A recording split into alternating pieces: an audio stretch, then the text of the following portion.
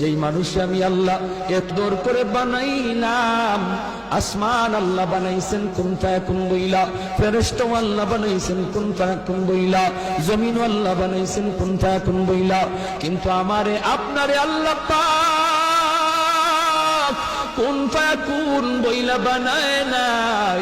আমাকে আপনাকে যখন আল্লাহ বানাইছে, খালাকতু বিয়াদাইয়া, আল্লাহ বলে আমি আমার নিজের হাত দিয়া বান্দা বান্দিরে বানাইছি।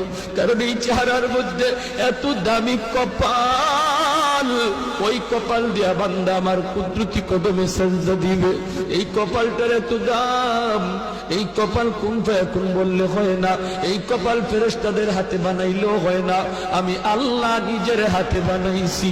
ইংলিশে অনার্স পড়ুয়া একটা যুবক, সে যদি নবীর সুন্নাত তরিকায় চললো, আল্লাহরে ভয় কইরা সব গুনাহ থেকে বাঁচলো, তুমি কেন পারবা না?